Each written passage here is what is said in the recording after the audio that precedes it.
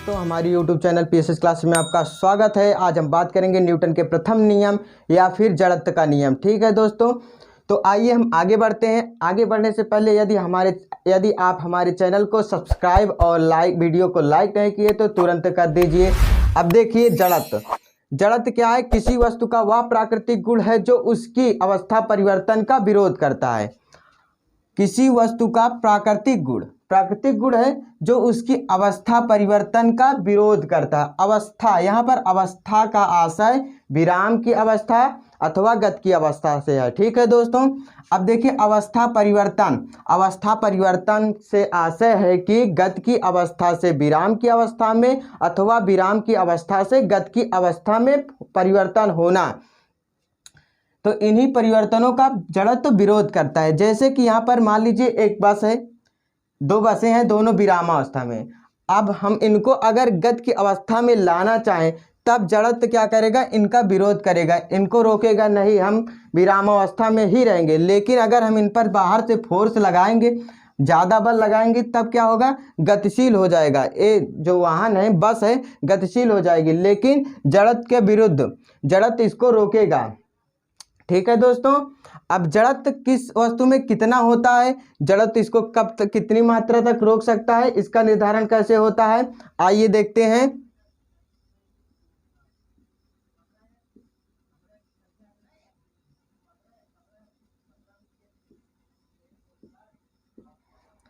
जड़त्व अनुक्रमानुपाती होता है द्रव्यमान के, अर्थात जिस वस्तु का द्रव्यमान जितना अधिक होता है उसमें जड़त्व भी उतना ही अधिक होता है। जैसे कि मान लीजिए यहाँ पर दो बसें हैं, ठीक है, ए B1 है और ए B2, बस 1 बस 2। ठीक है, ये बड़ी बस है, एक खिलौना बस है। अब यदि इनको दोनों को कहा जाए कि आप धक्का लगाकर इनको चलाइए, तब बताइए कि किस वस्तु पर कम बल लगाना पड़ेगा? छोटे वाले पर, और बड़ी बस पर ज़्यादा हमको बल लगाना पड़ेगा। इसकी अवस्था परिवर्तन करने के लिए लगाना पड़ेगा। मान लीजिए इसका कुल द्रव्यमान 1000 किलोग्राम है और इसका 10 किलोग्राम है, तो द्रव्यमान ज़्यादा किसका है? बड़ी वाली बस का द्रव्यमान ज़्यादा है, छोटी वाली बस का द्रव्यमान कम है। यहाँ पर जड़त्व द्रव्यमान के अनुक्रमानुपाती होता है, अर्थात जड़त्व किस में ज़्यादा होगा? बड़ी वाली बस में ज़्यादा होगा, छोटी वाली बस में कम होगा। ठीक है दोस्तों, अब देखिए इसी के विपरीत, अभी तक तो बस रुकी हुई थी, तब हम इस पर बाहर से बल लगा रहे थे। अब यदि यही बस चले, इस पर इंजन द्वारा बल लगाया जाए और ये चलने लगे, तब हम इसको गति की अवस्था से अब विरामावस्था में लाना चाहेंगे। मतलब ये बस चल रही है, हम इसको रोकना चाहेंगे, अपने हाथों से रोकना चाहेंगे। तब बताइए किसको हम आसानी से रोक सकते हैं? यहाँ पर हम देखेंगे कि छोटी बस आसानी से रुक जाती है, जबकि ये जो बड़ी बस है हमको टक्कर मार देती है। ठीक है, ये बस से हमको बहुत ज़्यादा चोट लग सकती है। तो जिसका द्रव्यमान ज़्यादा है उसमें जड़त्व ज़्यादा है, जिसका द्रव्यमान कम है उसमें जड़त्व कम है। अनुक्रमानुपाती का मतलब होता है द्रव्यमान बढ़ेगा तो जड़त्व बढ़ेगा, द्रव्यमान घटेगा तो जड़त्व घटेगा। यहाँ पर उदाहरण से भी देखने को मिल रहा है। अब हम एक प्रैक्टिकल करके आपको दिखाएंगे। तो दोस्तों आइए हम प्रैक्टिकल करते हैं। पहले हम कम द्रव्यमान की वस्तु लेंगे। ठीक है दोस्तों, अब देखिए यहाँ पर देखिए हमने एक गत्ता लिया है, उस गत्ते पे हल्की चीज़ रखी है। अब क्या करेंगे हम? अभी ये दोनों विरामावस्था में है, हम इनकी अवस्था में परिवर्तन करेंगे। विरामावस्था से गति की अवस्था में करेंगे। क्या हुआ? ये जो अभी वस्तु थी, एक कागज था, एक गिलास में नहीं गिरा। गिलास में क्यों नहीं गिरा? क्योंकि ये बहुत हल्का है, इसमें जड़त्व बहुत कम काम किया। ठीक है, अब देखिए हम इसके जगह पर एक सिक्का ले रहे हैं। अब दोस्तों हम इस कागज की जगह पर एक सिक्का ले रहे हैं जिसका द्रव्यमान कागज की तुलना में ज़्यादा है। देखिए अब ये दोनों विरामावस्था में हैं, अब हम इनकी अवस्था का परिवर्तन करेंगे।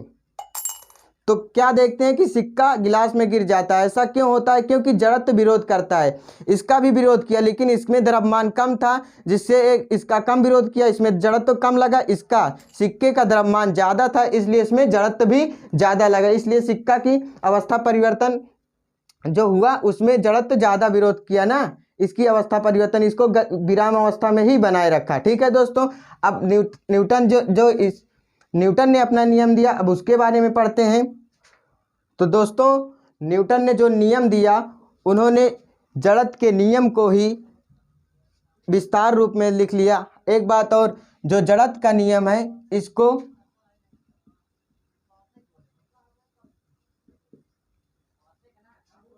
जो जड़त्व का नियम है दोस्तों, इसको गैलीलियो ने दिया था। गैलीलियो वैज्ञानिक हैं जिनको प्रायोगिक भौतिक विज्ञान का पिता कहा जाता है। ठीक है दोस्तों, अब बात करते हैं न्यूटन द्वारा दिए गए नियम के बारे में। न्यूटन ने जड़त्व के नियम को विस्तृत रूप में बताया। यदि कोई वस्तु विराम अवस्था में है तो वह विराम अवस्था में ही रहेगी, और यदि कोई वस्तु गत की अवस्था में है तो एक समान गत की अवस्था में ही बनी रहेगी जब तक उस पर कोई बाह्य बल ना लगाया जाए। वस्तु विराम अवस्था में है तो वह विराम अवस्था में ही रहेगी।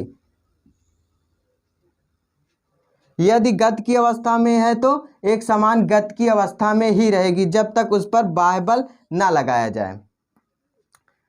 तो दोस्तों उदाहरण के तौर पर अभी यहाँ पर मान लीजिए दो बसें हैं। ठीक है, इन बस अभी ये दोनों मान लीजिए विरामावस्था में है।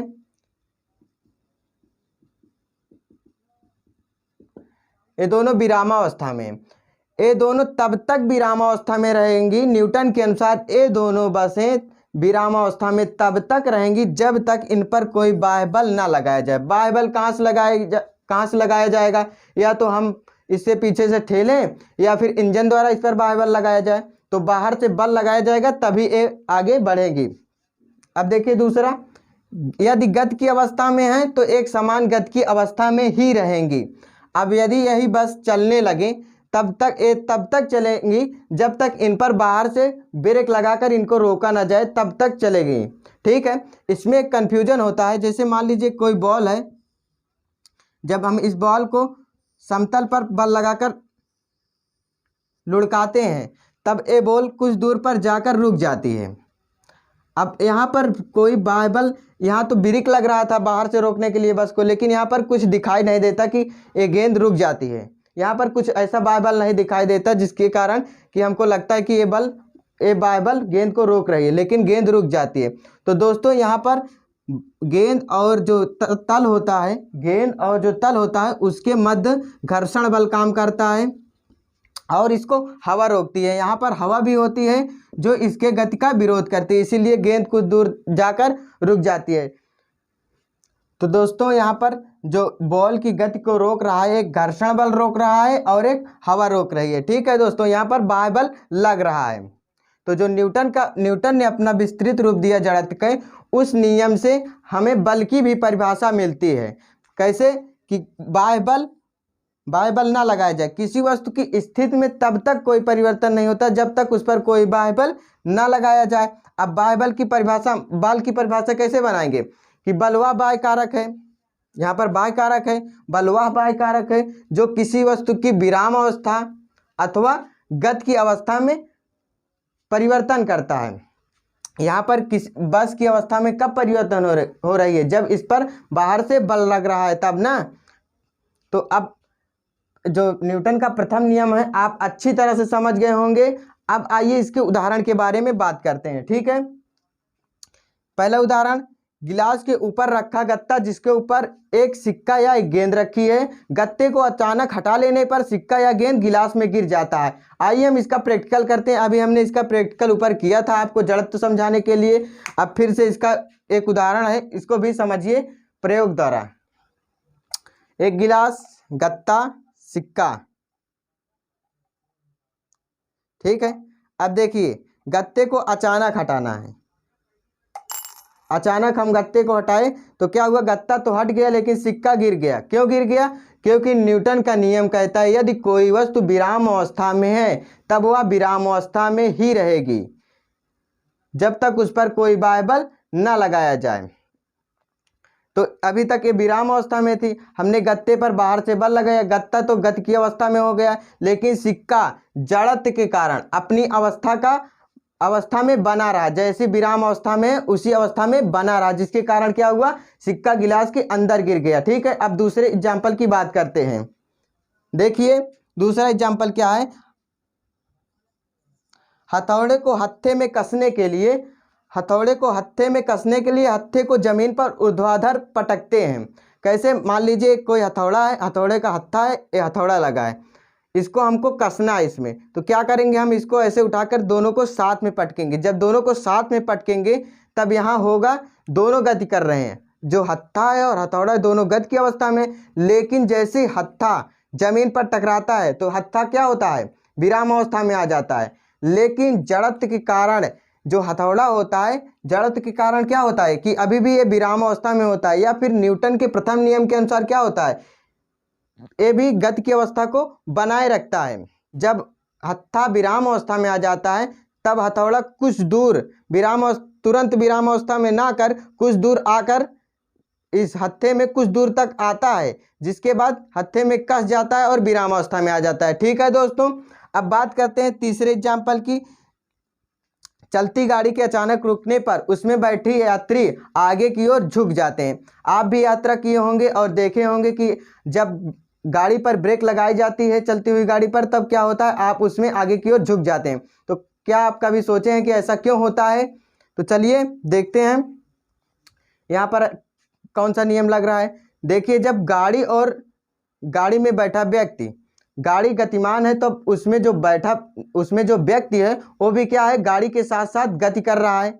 दोनों किस अवस्था में है, गति की अवस्था में है।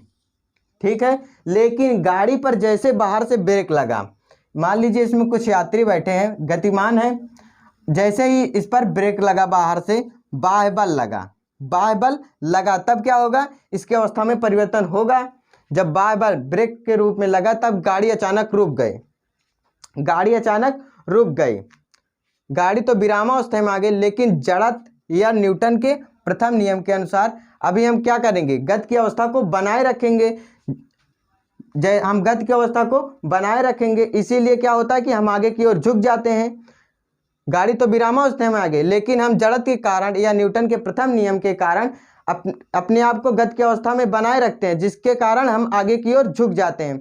इसके और सारे उदाहरण हैं, जैसे हम कंबल को डंडे से पीटते हैं तो कंबल साफ हो जाता है, पेड़ की टहनी हिलाते हैं तो फल टूटकर गिर जाते हैं, और बहुत सारे उदाहरण हैं। यदि दोस्तों आप फिजिक्स के जो प्रथम नियम है, न्यूटन का प्रथम नियम, आपके दैनिक जीवन में प्रयोग होता है, आप महसूस करते हैं, तो कमेंट करके ज़रूर बताइएगा। हम आपके कमेंट का उत्तर जरूर देंगे।